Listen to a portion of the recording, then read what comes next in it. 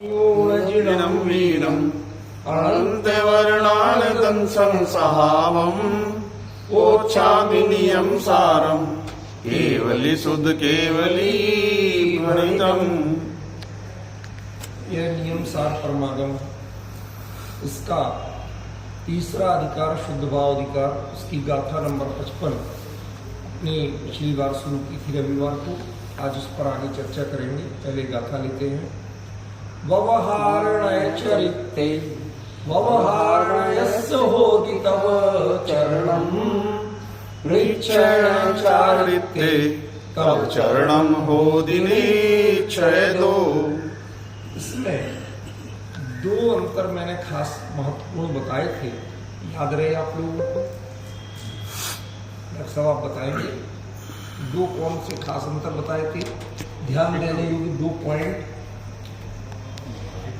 जो एक तो होदी तव चरणम जो था ना, व्यवहार ऐसे तव चरणम हो, लेकिन इसमें होदी निश्चय दो।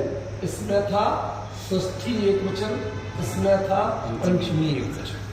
ये था हेतुवाचक और ये था संबंधवाचक।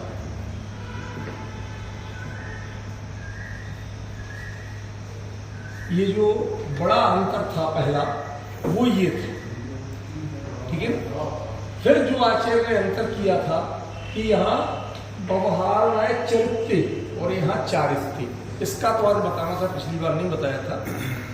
तो पहले पिछला याद कर ले कि व्यवहार नय का तपश्चरण होता है, माने वो व्यवहार नय का कहा जाता है। संबंध हमेशा घटित होता है दो भिन्न भिन्न चीजों। क्या कहा? संबंध जो घटित होगा, कोई किसी को जोड़ा जाएगा तो दो होंगे को गांठ लगा। जब दो है ही नहीं तो गांठ लगाना नादानी, ठीक है। तो ये जो षष्ठी का प्रयोग, राम का बेटा, तो राम अलग होगा और बेटा अलग, तब उनके संबंध जोड़ने के लिए का जोड़ा जाएगा, ठीक है ना। तो व्यवहार नय का चारित्र, व्यवहार नय का तपश्चरण। अरे तपश्चरण व्यवहार नय को करना है क्या? नय तो चारित्र करता नहीं, नय तो तपस्या करता नहीं, वो उस नय का कहा जाता है। मतलब आचार्य सीधे सीधे अपना पल्ला झाड़ रहे हैं उससे, समझ गया? जैसे कोई आए गांव का, ननिहाल का, आपने मामा जी बोला और वो आपका मामा जी का रिश्ते के आधार पे, और वो छूट मांगने लगे, कहीं से उधार मांगने लगे, ले जाए, हम इनके मामा जी लगते हैं, ठीक है ना। और वो देने वाला का नहीं, बाद में पूछे, भैया हमने कब कहा था? आपने तो मामा जी कहा था। अरे भाई वो तो संबंध बताया था, लगते हैं नहीं, लगते हैं। पूछते तो हमसे कि तुम्हारे कैसे मामा जी, समझ गए? तो ये जो लगते हैं, ये हमेशा प्राय शिष्टाचार का पालन है, इसके अलावा ये वास्तविकता नहीं है। बड़ी बात क्लियर हुई। लेकिन जो हेतु भी दो तरह के होते हैं। एक होते हैं अपने अतद भिन्न, जो उससे भिन्न नहीं होते, और एक होता है तद भिन्न, जो उससे भिन्न होता है। जो भिन्न हेतु होता है उसे प्रायः निमित्त कहते हैं, और जो अतद भिन्न होता है उसे उपादान कहते हैं। जैसे मैं ज्ञान से जानता हूं, कैसे जानते हो डॉक्टर साहब? ज्ञान से। तो ज्ञान आपसे भिन्न है, मेरा ज्ञान, ऐसा भले ही बोलो, तो क्या भिन्न हो जाएगा? जैसे मेरा पेन, मेरा कुर्ता, ऐसा भिन्न हो जाएगा? नहीं। तो जो ऐसे कहा जाएगा उसे क्या कहेंगे? अतद भिन्न हेतु, मतलब जो आपसे भिन्न नहीं, जिससे कार्य हो रहा है, हेतु भी वही स्वयं है, ठीक है ना, दूसरा नहीं। लेकिन मैं कलम से लिखता हूं, तो इसमें कलम भिन्न है, लिखने का कार्य। अब आप अंतर समझ रहे कि दो चीजों में हेतुपना भी दो तरह का कहा, एक तद भिन्न, एक अतद भिन्न। जो उससे अभिन्न हो वो हेतु यथार्थ होता है, उपादान होता है, उसको निश्चय हेतु, ठीक है ना। और जो उससे भिन्न हो तो आप काय से लिखते हो, तो पेन से लिखते हो। फिर यही ब्लैक बोर्ड हो तो चौक से लिखते हैं। कितने माध्यम बना सकते हो आप लिखने, बहुत से बना सकते हो। ये बदलते रह सकते हैं, लेकिन मैं ज्ञान से जानता हूं, मैं ज्ञान को नहीं बदल सकती। डिफरेंस ख्याल में नहीं है। मैं ज्ञान से जानता हूं, मैं ज्ञान को बदल नहीं सकते आप। क्या फिर कह रहे हो मैं नाक से जानता हूं, नहीं कह सकते, समझ गए। वो ज्ञान से जानता हूं तो ज्ञानी से जानोगे आप हर स्थिति में। तो जो निश्चय हेतु है, जो वास्तविक है, वो अपरिवर्तनशील है, और जो संबंध में कहा जा रहा है वो बस कहा जा रहा है लोग। तो आचार्य ने क्या बताया, बहुत गहरी बात, कि व्यवहार में का जो चरित्र है, चरित्र और चारित्र दो में क्या अंतर है। आज का विषय था, मैंने इशारा किया कि दो में अंतर आएगा।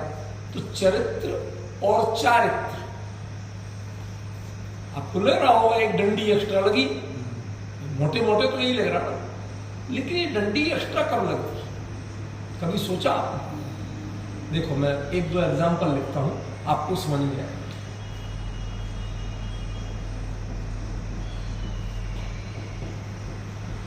समाज, सामाजिक, ये डंडी पड़ गई। धर्म, धार्मिक, ये डंडी पड़ गई, ठीक है ना। तो ये जो बढ़ती हैं, ये बनते हैं भाववाची। इधर वस्तुवाची जो है उसको भाववाची, माने हम वस्तु से बंध के नहीं गए, भाव से बंध के रहे।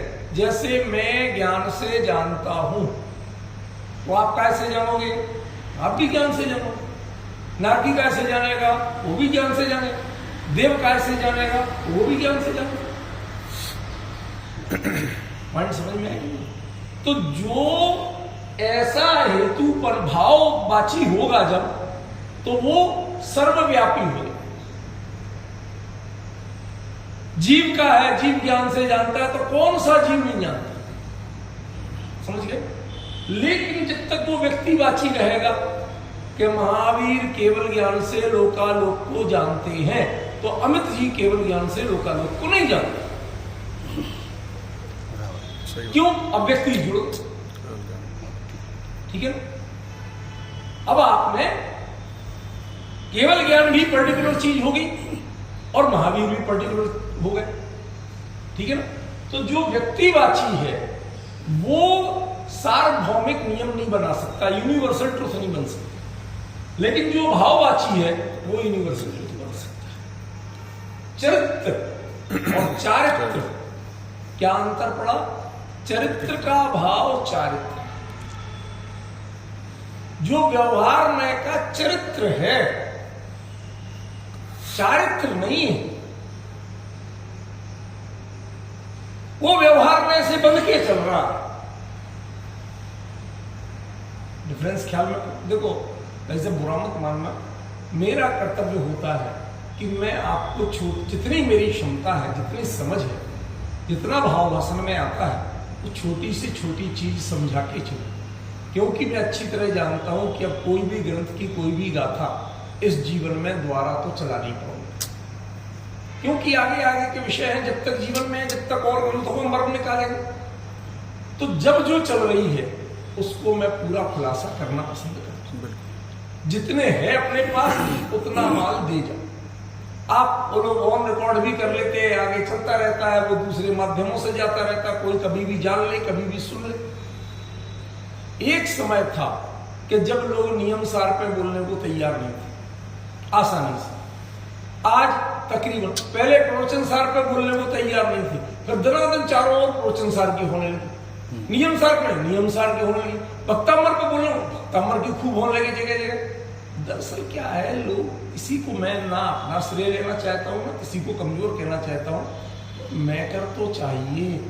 पहले मैं अकेले लेख लिखता था, ये चीजें ज्यादा नहीं जाती थी, तो उस समय भाभी जी कई बार कई विद्वान, शास्त्रीय विद्वान वो कहते भाई साहब बहुत दिन से कोई लेख नहीं आया और हम क्या विषय है समाज में, बड़े ईमानदारी से बोलते, सज्जनता से, क्या विषय है, कुछ नया बताने को है ही नहीं, आपके लेखों से मिलता रहता था, हम बताते रहते। तो ये स्थिति है, इन ग्रंथों को चर्चा का विषय बनाना है, चिंतन का विषय बनाना है, इनको अपडेट करना है हमारे समाज के बीच में, तो कोई तो ये करे। अब मैं इनको यदि मैं ही खुलासा नहीं करूंगा अभी, तो आगे ये चीजें नहीं चल पाएंगी। अब मैं कितना योग बनेगा, कितना आयु करूंगा, इन सब बातों को मैं विकल्प छोड़ के जो वर्तमान जीवी बनना चाहता हूं कि आज जो हो सकता है वो अपन बेस्ट कर। इसलिए अनावश्यक विस्तार नहीं कर रहा हूं, आपको मर्म बता रहा हूं कि व्यवहार नय का तो चरित्र है और निश्चय नय का चारित्र है। देखो, अब मैं इसका आपको एग्जाम्पल देता हूं, बड़ा परफेक्ट समझ में है। आदिनाथ भगवान ने कितने साल की तपस्या के बाद केवल ज्ञान पाया था? 1000 और चक्रवर्ती भरत ने 48 अंतर में, महावीर स्वामी ने लगभग 1200, ठीक है ना। कोई तीर्थंकर हुए उन्हें 4 दिन बाद ही हुए, ठीक है ना। अब मैं पूछना चाहता हूं कि ये जो कितने दिन लगते हैं मुनि दीक्षा से केवल ज्ञान, काल लब्धि की बात है। हाँ, यही तो मैं कहना चाहता हूं राजकुमार जी, जो आप कह रहे हो कि ये दिनों का खेल नहीं है। हाँ, लेकिन जब जब आप बताओगे महावीर को कितने लगे थे, इतने लगे, आदिनाथ को इतने लगे थे, चक्रवर्ती भरत को इतने लगे थे, वो ऐसा ही बताया जाएगा। लेकिन ये निश्चय चारित्र नहीं है, ये व्यवहार चारित्र है। इसके आधार पर भरत बड़े नहीं हो गए तपस्वी और आदिनाथ छोटे तपस्वी नहीं हो गए। अब जो निश्चय चारित्र है, छपक श्रेणी आरोहण कर, यथा क्या चारित्र धारण कर। अब बताओ वो किसने नहीं किया था? सबने किया था, और सबको कितना समय के, सबको उतना ही समय लगा था, लगा था कि नहीं? तो उसमें लगता ही इतना समय, ज्यादा लगता ही नहीं, ठीक है। तो अब बताओ इन सब में जो अंतर आ रहा था वो चरित्र में आ रहा था कि चारित्र में आ रहा था? कि चारित्र तो सबका एक जितना, एक समय, एक क्वालिटी का, और जो चरित्र था वो सबका भिन्न भिन्न मिला। क्यों? जिसकी जितनी जैसी बाहरी पुरुषार्थ की जाती चले, जिसका जितना उपयोग जहां जहां अटका वहां से जब छूट पाए तब काम हो, समझ रहे? इसलिए हमें चरित्र और चारित्र का अंतर समझना। चरित्र हमेशा बाहरी चीजों पर फोकस करेगा, वह व्यक्ति विशेष पर फोकस करेगा, वह परिस्थिति विशेष पर फोकस करेगा, वह उसके वास्तविक स्वरूप नहीं होगा। लेकिन जो चारित्र होगा वह वास्तविक स्वरूप होगा, वह किसी व्यक्ति से परवाह नहीं करे। आदिनाथ स्वामी को भी उतना ही समय लगा था छपक श्रेणी में जितना भरत को लगा। अब भले ही वो 1000 साल, 1000 साल छपक श्रेणी में थोड़ी लगे थे। मुनि दीक्षा से केवल ज्ञान के बीच का अंतराल क्या था, ये आप कहो, समझ में आया। लेकिन आप ये कहो कि उनको तो बेचारों को 1000 साल लग गए और भरत बहुत तेज निकले, उन्होंने अंतर, ये सब कहना बेकार। फिर तो 2 तरह का पुरुषार्थ हो जाएगा, समझ गए? कोई झपट के लिए भागा मोक्ष को और कोई ने बड़े इत्मीनान से धीरे धीरे किया। ये सोच गलत हो जाए। जैन धर्म में चारित्र के 2 रूप नहीं, तो फिर 2 किसके कहे जाते हैं? वो दूसरा चरित्र का कहा जाता है, चारित्र का।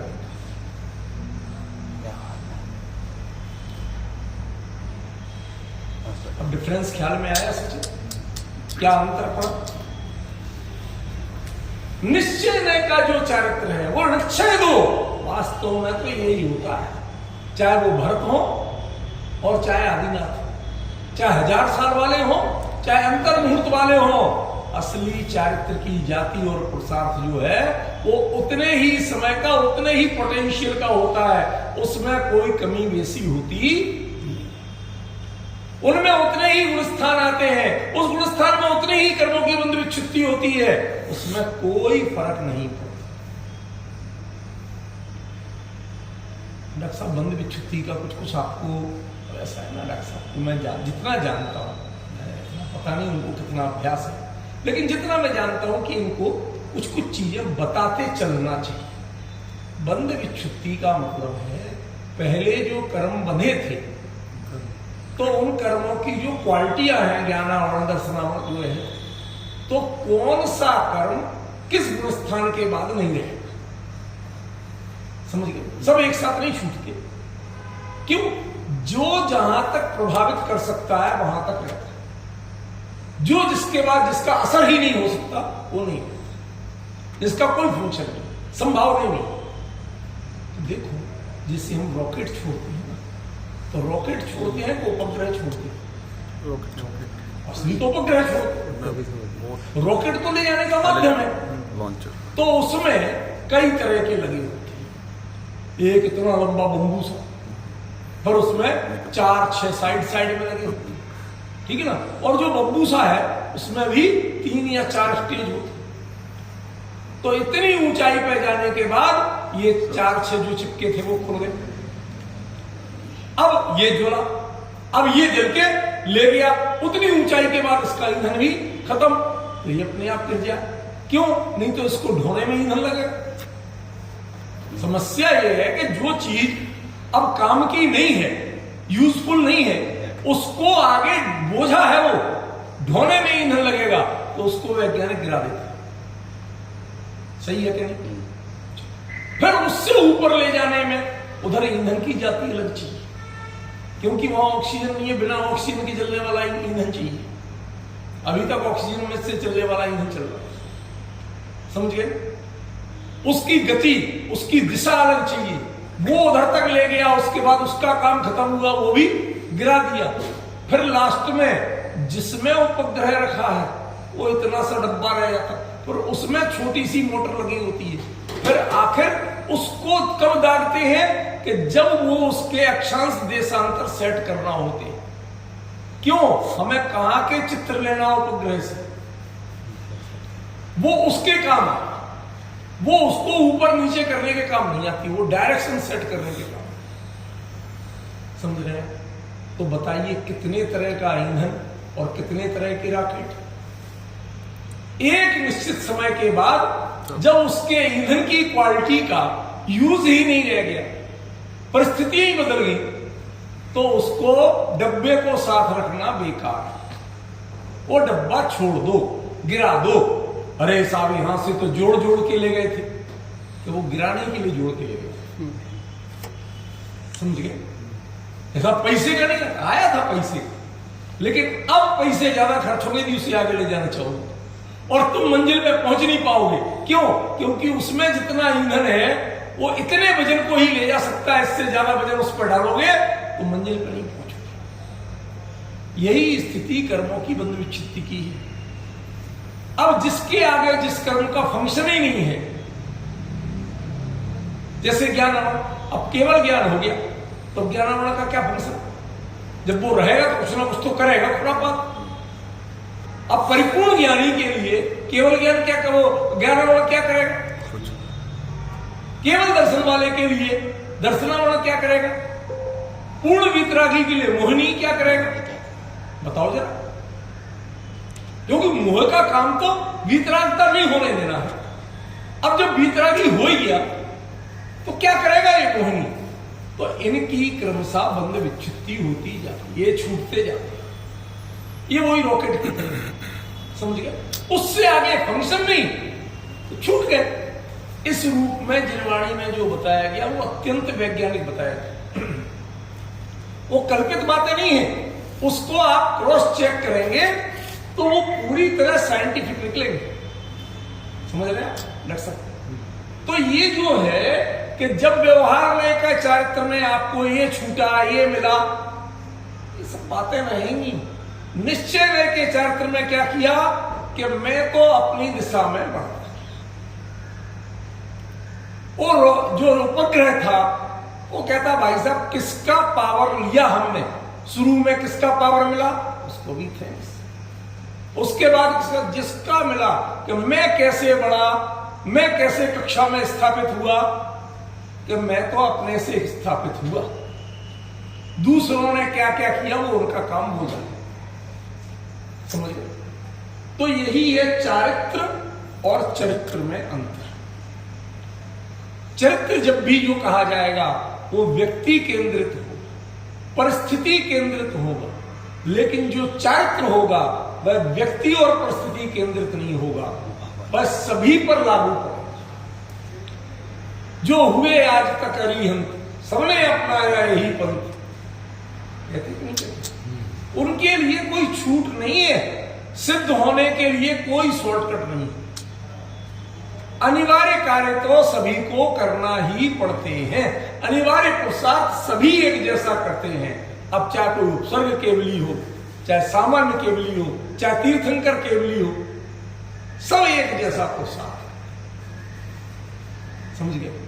क्यों रख सकते? आपकी जो बीमारी की दवाई है वो आपके लिए कम लेना पड़ती होगी, हम लोगों के लिए ज्यादा लेना पड़ती है, क्योंकि हम डॉक्टर नहीं।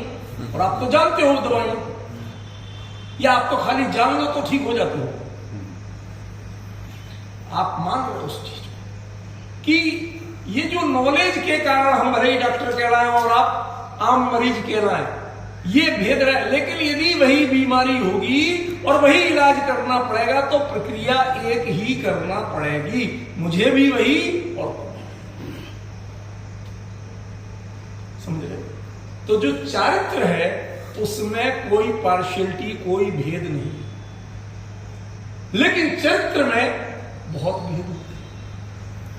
और चरित्र जो होता है असल में वो साथ ही नहीं जाता। किसी ने आदिनाथ ने 1000 साल तपस्या की तो उसका कुछ स्पेशल पुण्य साथ गया।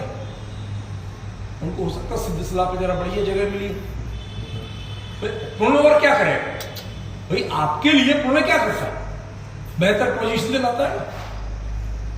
या वो तीर्थंकर का पुण्य उनके साथ था तो उनके लिए जरा सिंहासन वाली जगह मिली। आजकल तो लोगों में इसी पे झगड़ा हो जाता है। मुनिराज संघों के मंच बनते हैं, वो फला के आसन पे बैठ गए थे, वो फला मुनिराज, अभी तो तुम जूनियर हो, तुम कैसे बैठ गए? बवाल खड़ा हो जाता है। समझ गया? इसका मतलब आपने अपने आप को उन लकड़ी के टुकड़ों से महान माना, उन नीचे ऊपर बैठने से महान माना। कोई दार्शनिक बोलता था, कहता भाई मंदिर के शिखर के ऊपर कलश पे कौआ बैठ जाए तो वो आपके भगवान से ऊंचा हो जाएगा। अरे आप में समझ नहीं किया, मैं बताऊं।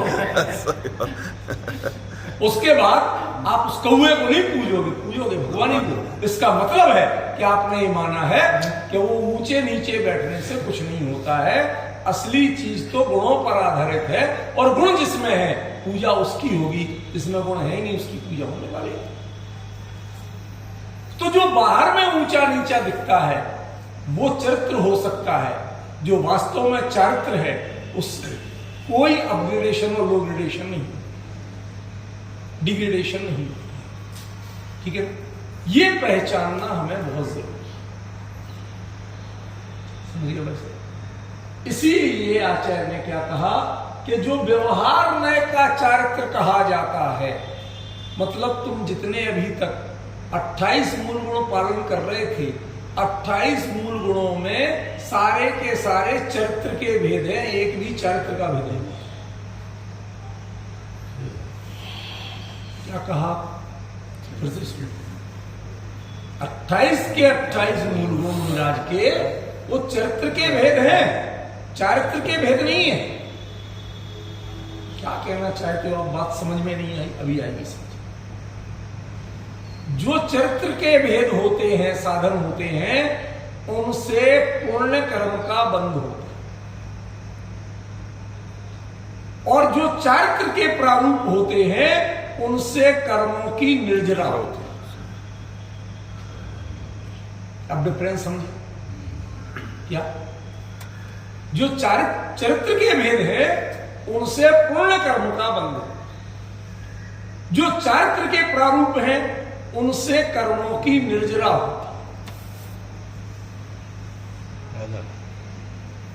ठीक है, इसलिए कहते हैं कोटि जन्म तप तपे ज्ञान बिन कर्म झरे जे, ज्ञानी के छिन्न माहि त्रिगुप्ति ते सहज करे थे। त्रिगुप्ति माने डॉक्टर साहब?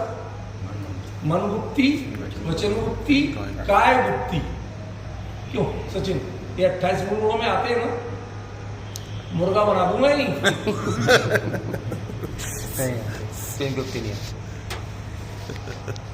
ये बढ़िया तरीका है। हाँ हाँ, नहीं गर्दन है, इधर भी हिलाओ इधर भी हिलाओ। अच्छा है ट्रैफिक पुलिस में नहीं है, नहीं तो भयंकर एक्सीडेंट होते। एक हाथ से इधर जाओ, एक हाथ से इधर जाओ, तो सारा दंगा फसाद हो जाए। सोच समझ के बताया कर भैया, एक तरफ के ट्रैफिक को एक बार, जो विवक्षा है, जो प्रश्न है, उसका एक ही उत्तर होता है, दो नहीं होते। 28 के 28 मूल में 3 गुप्ती नहीं आती, समझ गए?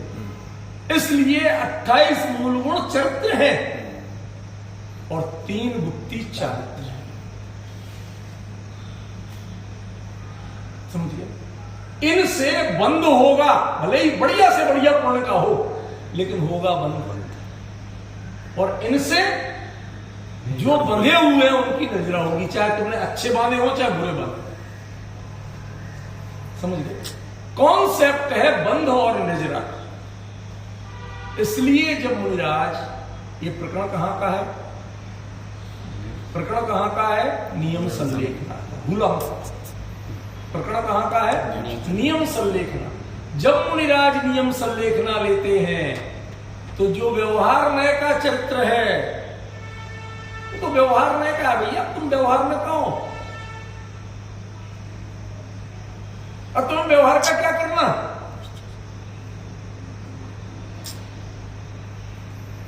दृष्टांत खोटा दे रहा हूं और अच्छे भाव से लेना।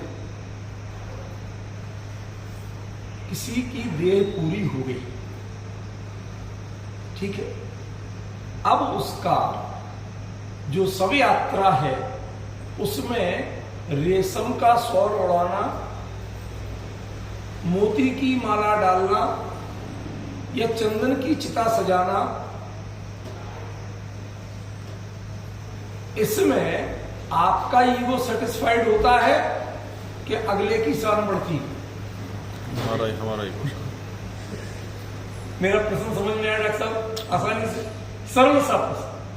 कहते भाई वो तो गया, अब काहे को ये तुम रेसिपी लगा रहे हो?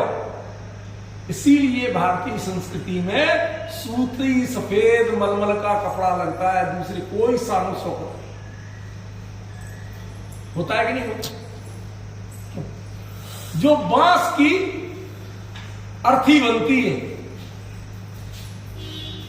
उसका नाम अर्थी क्यों है डॉक्टर साहब? नाम तो सुना ही होगा, बोलते तो है ही, कभी सोचा है उसका नाम अर्थी क्यों पड़ गया? भाई साहब आपको इसको ही नहीं होगा, बता दे।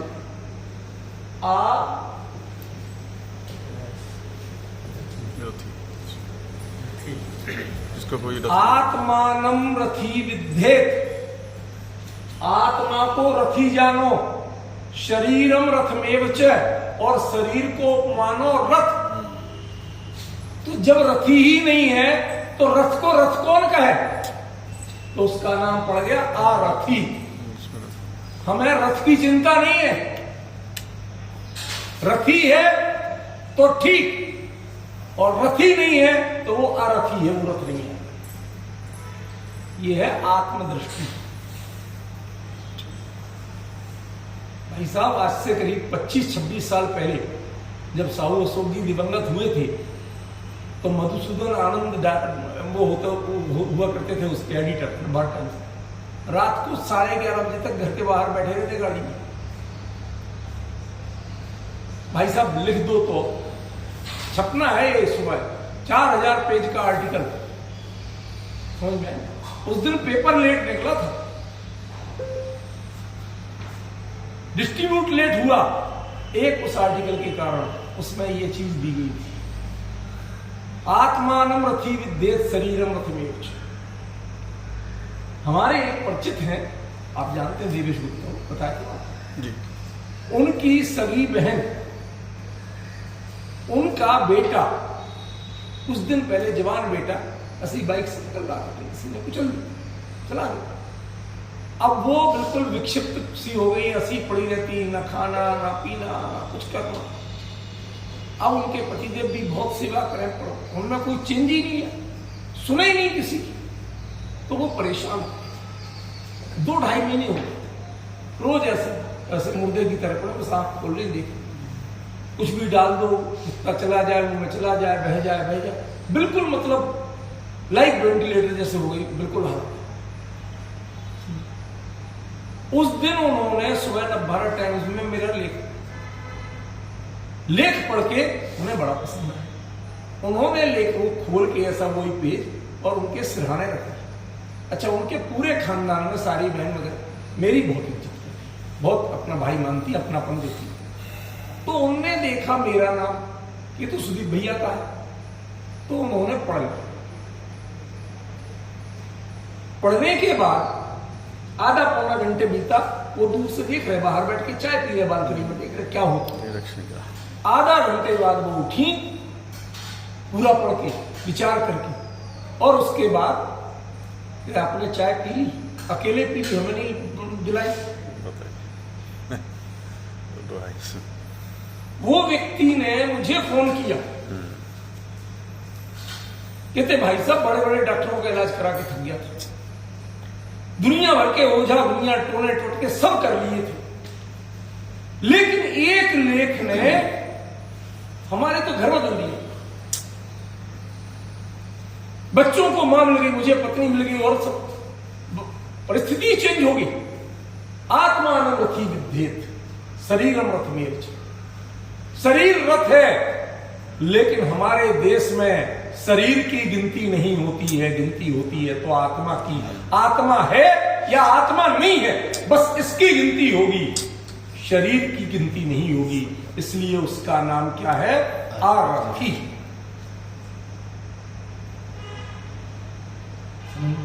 उसे रथ नहीं कह दिया, परिचय दिया कि आत्मानम रथी विद्येत शरीरम रथमेव च।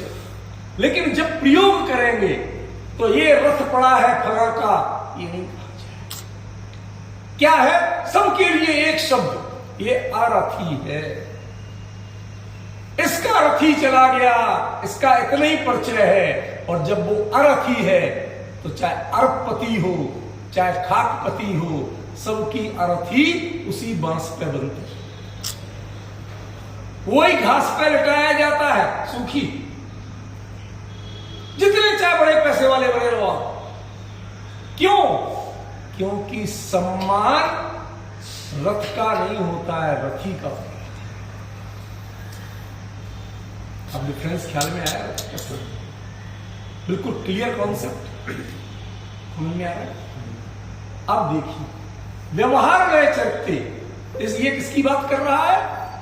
जब तक व्यक्ति जिंदा है तब तक उसके लिए बच्चे अरे शादी है तुम्हें आपको ऐसा लेना पड़ेगा, भैया मेरे को नहीं जमते ये सब, ऐसे नहीं, ऐसे कैसे, बढ़िया से बढ़िया करे। और बाद में तब भी वही शरीर पे ही टंगना थी, और बाद में भी।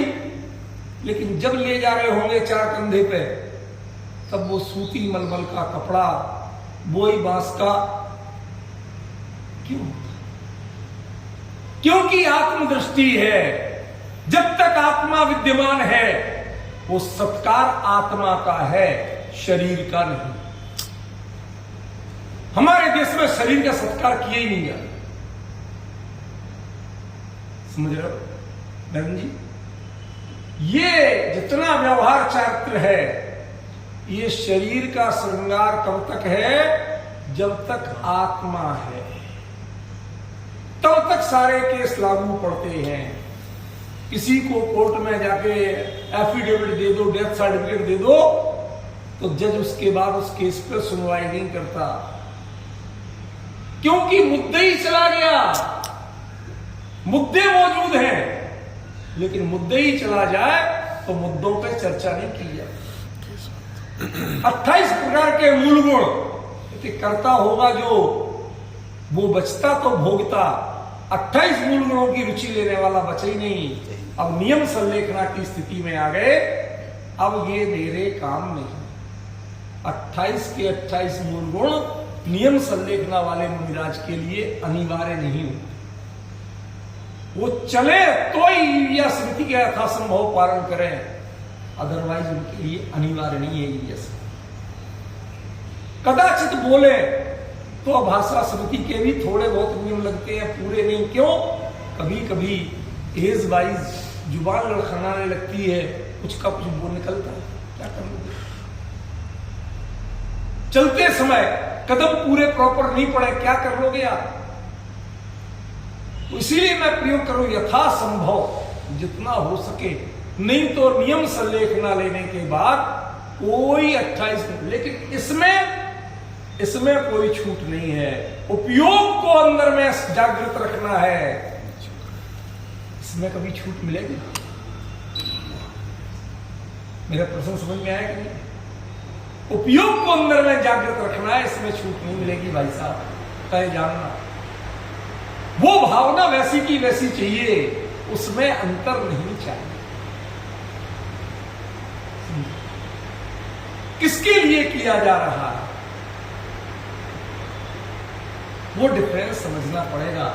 इसलिए निश्चय में के जो चरित्र है, उसमें जो तपस्या किया जाएगा वो निश्चय से किया जाएगा, उसमें एक्सक्यूज मी नहीं चलेगा। व्यवहार में वाले में एक्सक्यूज मी चल जाएगा।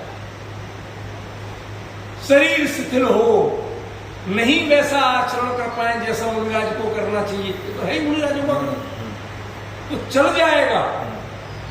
लेकिन आत्मिक जो चारित्र है, दृष्टांत देता हूं, काम नहीं, क्रोध नहीं, मद नहीं, लोभ नहीं, क्षमाशील रहना, इसके लिए बीमार और ठीक होना कोई कंडीशन है? मैं मान नहीं करूं, इसके लिए कौन सी कंडीशन है? शरीर को कितना ठीक होना चाहिए? मैं छल कपट नहीं करूं, इसके लिए कौन सी कंडीशन है? मैं पर के प्रति आकर्षण नहीं रखूं, इसके प्रति कौन सी कंडीशन है? चारित्र के लिए कंडीशनें नहीं होती हैं। वो अपना, उसके लिए बुढ़ापा नहीं आता, उसके लिए शरीर बीमार नहीं होता है, क्योंकि आत्मा न बूढ़ी होती है और ना बीमार होती। जो शरीर आश्रित चरित्र है उसकी कंडीशन भिन्न है, और जो आत्माश्रित चारित्र है उसकी परिस्थितियां भिन्न है। तो नियम संलेखना के धारी मुनिराज को कुंद कुंदाचार्य देव इस गाथा के माध्यम से बता रहे हैं। क्या बता रहे हैं? कि जितना तुम देहाश्रित आचरण करते थे वो व्यवहार का था, वो तुम्हारा नहीं था, वो था ही व्यवहार का, शरीर आश्रित था। इनके चक्कर में कर्म बांध सकते थे, तुम कर्म छोड़ नहीं सकते, बंद कर सकते थे, निर्जरा नहीं कर सकते। अब तुम जब बंद नहीं करना है तो चॉइस इतनी मिल जाती है आपको कि अच्छे भाव करोगे तो अच्छा बंद हो, बुरे भाव करोगे तो बुरा बंद हो। समझिए? लेकिन कमंडलू का उद्देश्य क्या है? अभी नाराज होने वाले मुझे पता है, लेकिन मैं चिंता नहीं करता इतना, क्योंकि उन पर हमें भरोसा है कि वो मेरे से नाराज नहीं होते। बात भली पसंद आए अच्छा नहीं है। बड़ा तमाशा चलता है, हमने देखा जो आचार्य हो गए उनका कमंडल गोल्डन रंग से पूछ दिया तो वो आचार्य का हो, लाल रंग से पोत दिया तो उपाध्याय का हो, काले रंग से पुता तो साधु। कमंडल है वो शुद्धि के जल का, इसमें कमंडल में आचार्य उपाध्याय साधु कहां से? इसका मतलब आपकी दृष्टि आत्मिक गुणों पर नहीं थी। जब आप साधनों को बदलना चाहते, साधनों का रंग बदलना चाहते हैं, परिणामों का रंग नहीं बदलना चाहते। फ्रेंड्स, ख्याल में आया? चरित्र वालों की यह दशा होगी। पिच्छी जो है छोटी, थोड़ी बड़ी, थोड़ी और बड़ी, ये आपने हमने सबने देखा होगा। आचार्य उपाध्याय साधु, फिर और स्पेशल बनना था तो हमने सफेद मोर के पंख की पिच्छी ले ली, इससे बड़े हो गए। अरे उसका उद्देश्य अकेले जीवों की रक्षा था, उससे आप बड़े नहीं होते, उससे आत्मा, किस पक्षी के पंख हैं, इससे आत्मा के रोगों में वृद्धि नहीं होती। लेकिन जिसने ऐसा माना उसकी नियम संलेखनी नहीं हुई, लिख के ले लो मेरे से, उसकी कोई संलेखना नहीं हुई, हो ही नहीं सकती है। आचार्य तुम सब लिखते हैं कि तुम व्यवहार नहीं के चरित्र को व्यवहार का मानो, उसे आत्मा का मत मानो, उससे तुम्हारी क्वालिटी नहीं बढ़ जाएगी। और यदि तुम मानते हो तो इसका मतलब है तुम यहां अटके हुए हो, यहां पहुंचे नहीं। जितने लोग इन चीजों पे अटक रहे हैं, भटक रहे हैं, वो वास्तव में अटके और भटके हैं। मैं किसी के प्रति दुर्भावना से नहीं कह रहा हूं, मैं मात्र जिन शासन की व्याख्या कर, समझ गया? भगवान ने क्या कहा, कुंद आदि आचार्यों ने, मैं उसका अर्थ कर रहा हूं। मुझे आज के किसी की समीक्षा नहीं करती, लेकिन इसको आपको पहचानना पड़ेगा, इतनी हिम्मत रखना पड़ेगी कि आचार्य ने क्या कहा। जो बाहर की चीजों से अपने आप को बड़ा मान रहा है, इससे आप बड़े नहीं हो। जो अंतरंग है, निश्चय जो चरित्र हो, असली चरित्र वही है जिससे आपके परिणामों की विशुद्धि। आपके परिणामों से, जैसे आप भोजन करते हो, उसकी दो तरह की परिणतियां, बहुत सात्विक भाव से सुनो। एक, शरीर में रस आदि बने तो मसल पावर का काम भी कर सकते, नहीं कर सकते, कर सकते। और एक, मुनिराज यदि आहार लेते हैं तो उससे रस आदि नहीं बनती। शरीर तो जो जरूरी तत्व है वो तो उनके भी बनते हैं, लेकिन उसको वो कहां लगाते हैं? आप चलते हो मर्सिडीज में और वो चलते हैं पैदल, कि नहीं होता? वो उस ऊर्जा को पैदल चलने में लगा देते। क्यों? क्योंकि तुम जिन साधनों से चलते हो उसमें जीव दया नहीं पाल सकती, हम जिस तरह से चलते हैं उसमें जीव दया पाल सकते। होता है भाभी के लिए। तो वो अपनी ऊर्जा, जो दैहिक ऊर्जा है, उसका विनिवेश और विनिमय किसमें करते हैं? अपने समितियों के पालन में। ध्यान रखना, जीवन भर के लिए सीख लेना। कोई मुनिराज किसी से कहे मेरा वहां वो ग्रंथ उठा लाना और रखाना, तो समझ लेना मुनिराज नहीं। क्यों? आदान निक्षेपण समिति ये भैया जी को नहीं होती है, दीदी जी को नहीं होती है, ये आदान निक्षेपण समिति मुनिराज को होती। उठाना और रखना, वो मुनिराज जाएंगे तो पहले पिच्छी से उसे बुहारेंगे, आसपास कोई जीव होगा तो उसके बाद विनय से उठाएंगे, लाएंगे, जहां चौकी पे रखेंगे उसे भी बुहारेंगे, ग्रंथ को भी नीचे बुहारेंगे, कोई जीव नीचे पक गया हो तब रखेंगे, स्वाध्याय करेंगे और उसके बाद रख के आएंगे स्वयं, तो वहां भी ये पिच्छी भैया जी के पास होती है क्या? नहीं होती। वो विवेक भैया जी के पास होता है? नहीं होता। तो आदान निक्षेपण समिति महाराज जी की कैसे, जब आपने आदान निक्षेपण किए नहीं, उसकी विधि पाली ही नहीं आपने। इसलिए जो चरित्र है, जब तक बाहर में प्रवृत्ति है तब तक चरित्र का पालन आपको करना पड़ेगा। लेकिन जो जिनवाणी से पढ़ के अब अंदर में उतरना है, उसके लिए कौन सा ग्रंथ चाहिए, जब कोई ग्रंथ ही नहीं चाहिए। इसीलिए मुनिराज को कहते हैं निर्ग्रंथ।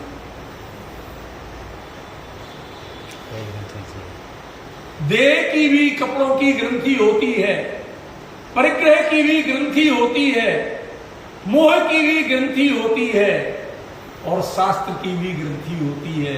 जब तक हमें प्रतिक्षण चिंता है, कहां से लाएं, कितना पढ़ें, प्रवचन करना, कहते आप सब ग्रंथों निर्ग्रंथ नहीं। जिसे अपने अनुभव से बोलना है उसे ग्रंथ की जरूरत क्या। अभी बहू रानी आजकल की नहीं आती, ये रेसिपी एक्सपर्ट होती, कितना इसमें 20 ग्राम जीरा डालो, आप किचन में तराजू में 20 ग्राम जीरा, 1 ग्राम हींग डालना, वो तोड़ रहे मम्मी जी जरा अच्छी तरह लो, इसमें 1 ग्राम सही नहीं आता। अब वो 1 ग्राम तले में घी जल गया। अब ये कहती बहू तू साइड हो जाए, मैं कर देती हूँ। अब इन्होंने लिया अपने अंदाज से सब डालती गई, वो परफेक्ट बनी। उनने इतनी मेहनत की भी नहीं बन पाए। क्यों? क्योंकि वो रेसिपी पर आधारित नहीं है, वो अपने अनुभव पर आधारित है। उन्हें ये पता नहीं है कितने ग्राम क्या डालना, लेकिन उनकी चुटकी को पता है कितना डालना और कितना नहीं डालना। वो 4 काम करते हुए अगर रोटी पलट भी लेती हैं, दूसरी सेक लेती हैं, तीसरी बेल लेती हैं, लोई तोड़ लेती हैं, चारों का साइकिल चलता रहता है। ये कल्पित बात नहीं कर रहा हूं डॉक्टर साहब, मैं खुद जानता हूं, मैं खुद बना लेता हूं खाना, और मैं इसी तरह करता हूं। मेरे चारों जगह काम चलता रहता है, खमनी की कभी कोई चीज खाली नहीं होती, समझ गया।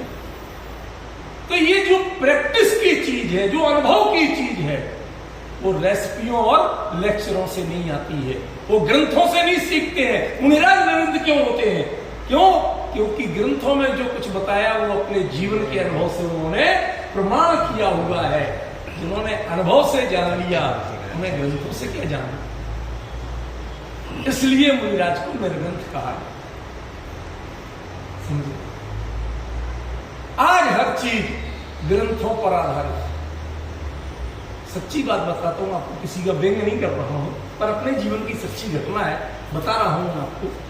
ललितपुर की बात है, मैं 6-7 साल का रहा हूं, पाठशाला में भी पढ़ता था, 7 या 8 साल का ज्यादा से ज्यादा।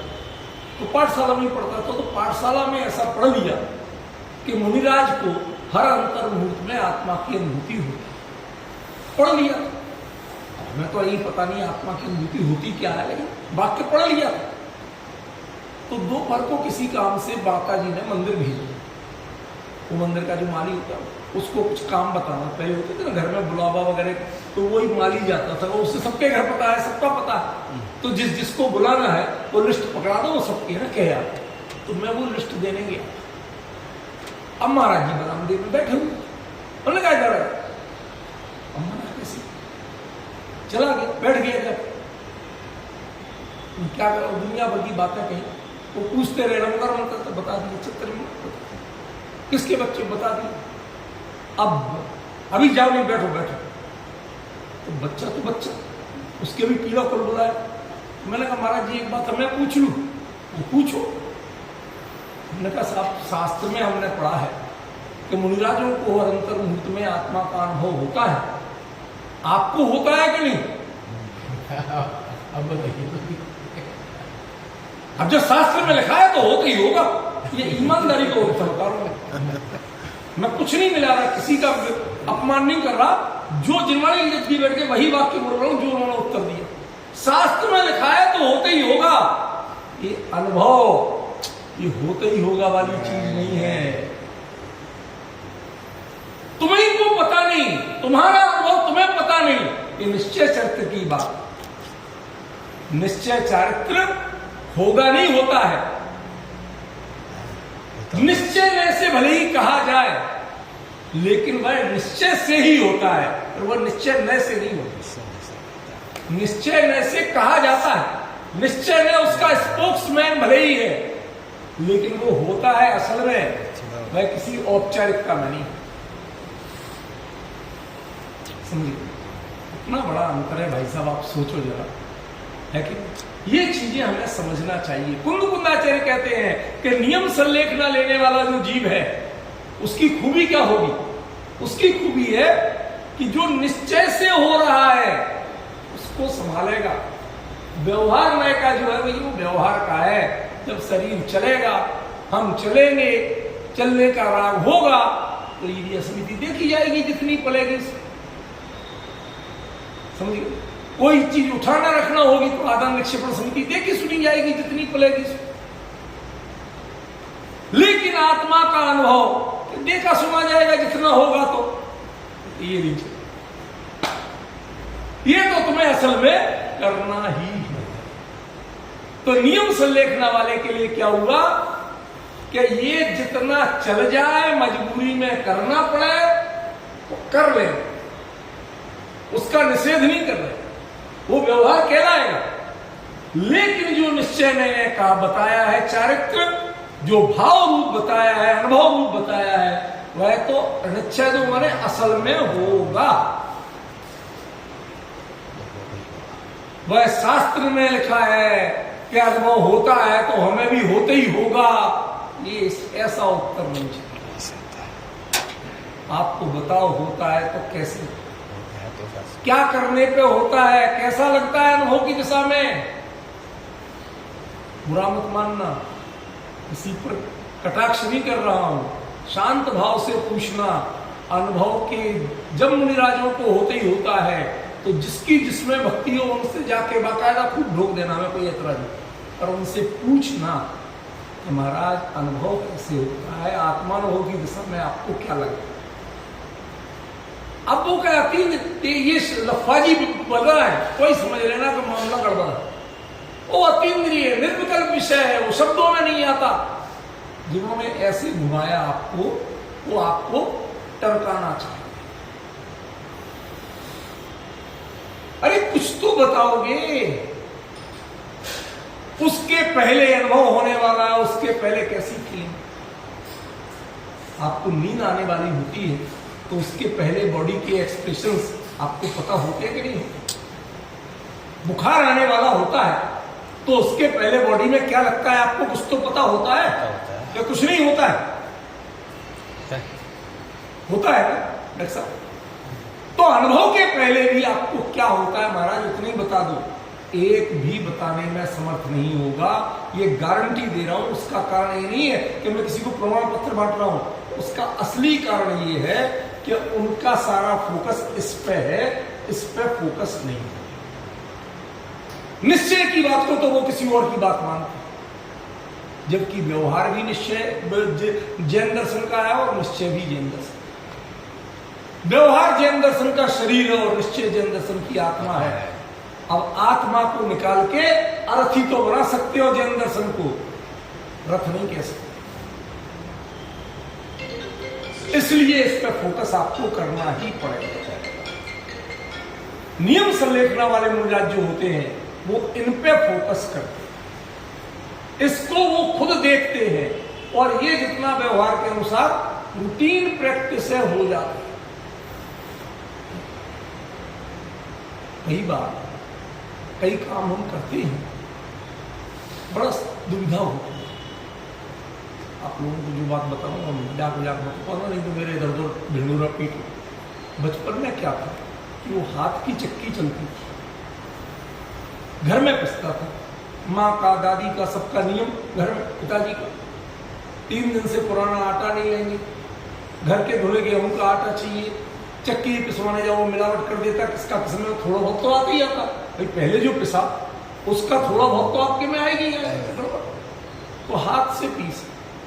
अब माँ को कई बार बीमारी है, कोई तकलीफ है, तो मुझे उनकी पीड़ा बहुत लगती थी। तो मैं क्या करता था, उनके पास बैठता था जब वो चक्की पीस रही थी, तो मैं गौर करता था। तो मैं हमेशा एक प्रश्न करता था, मम्मी मैं पीस तो दूंगा लेकिन बिना रोके उसमें डाला कैसे जाए? प्रश्न समझ में आया भाई? इधर पे पीस रहे और एक हाथ से डाल रहे, तो ये चक्कर चलते हुए में कैसे ऐसा बैलेंस बने कि ये चक्र यहां से यहां तक आया, उसके बीच में डल जाए? और हाथ वापस खिंच जाए, ये समझ में नहीं आता। जिस दिन करते करते उनके कई बार 4-4 किलो आटा पीसा मैं, गेहूं पीसे, तो जिस दिन ये चीज आ गई, माँ बैठी देख रही, कहते बेटा आज सीख गए तुम कि ये व्यवहार की चक्की भी चलती है, और अपना उसे कौर बोलते थे वो भी डाल लेते हो, दोनों हाथ टकराते नहीं है। शरीर से व्यवहार का धर्म मिलता है और आत्मा से निश्चय का धर्म मिलता है, दोनों एक दूसरे के विरोधी नहीं है। ये बायां हाथ बाएं का काम कर रहा है, दायां हाथ दाएं का काम कर रहा है, दोनों टकराते नहीं। जिनको टकराना लगता है कि हम तो व्यवहार वाले हैं, हमें निश्चय से क्या लेना देना, और जिनको लगता है हम तो निश्चय वाले हैं, व्यवहार से क्या लेना देना, समझ लेना दोनों धोखे में, दोनों धोखे में। समझ गए? ये दोनों चलेंगे छद्मस्त अवस्था में, संसार अवस्था में दोनों चलने वाले हैं, दोनों में किसी का नसीब नहीं है। लेकिन आपको संभालना क्या है कि ये तो चलेगा और ये तुम्हें प्रयत्न पूर्वक चलाना है। आप फोकस किस पर रखेंगे कि आप निश्चय पर रखेंगे, व्यवहार पर नहीं। वो तो प्रैक्टिस के बाद अपने आप चलते। लेडीज गीत गा रही होती हैं, लोगों से बतिया रही होती हैं, और वो चलता रहता। इतने हाथों को याद हो गया, हमें क्या पता। तो सरलता और जटिलता का एक दृष्टांत देके समाप्त करूंगा। अभ्यास किसे कहते हैं? वो तेली ने कोल्हू में बैल जोत दिया, और जोत दिया उसमें तेल डाल दिया, उसे पता है 1 घंटा तक चलेगा। जब तेल निकलेगा, जब दोबारा डालना हो, तो वो बैल अपने चल रहा, और तेली आराम से बैठ के जो भी कर रहा सो कर रहा। तो एक वकील निकला वहां से, तो वकील ने कहा, अरे तेली बाबा तेल देगा? निकला जा रहा है, बाबूजी खड़े रहो, थोड़ी देर में दे देंगे। वो खड़ा हो गया। उसने कहा, तुम इसे देख ही नहीं रहे, ये बैल चलते चलते रुक जाए तो उसने उत्तर दिया, देख भाई, आशंका तो हमें भी रहती है, इसलिए इसके गले में एक छोटी सी घंटी बांधी कि ये चलता है तो वो घंटी बजती रहती है, मैं बैठे बैठे आराम से घंटी की आवाज सुनता रहता हूं, मतलब तेल निकल रहा।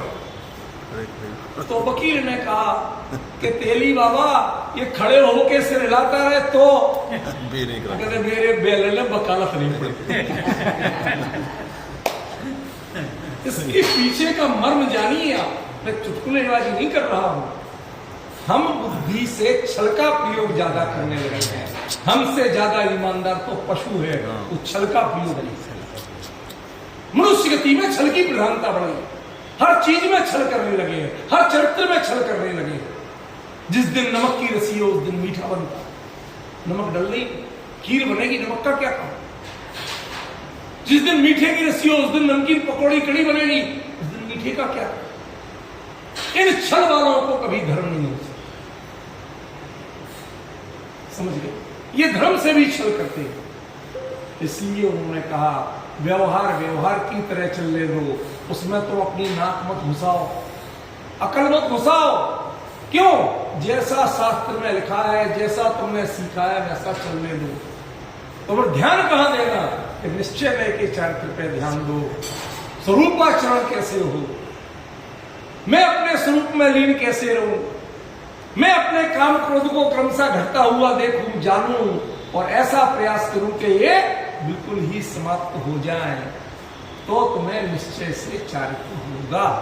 ये इस गाथा का मर्म। मेरे ख्याल से विषय मैंने अपनी ओर से यथासंभव स्पष्ट किया। अब अगले रविवार को इससे अगले, हाँ पूछो। हाँ बहुत अच्छा। देखिए 3 गुत्ती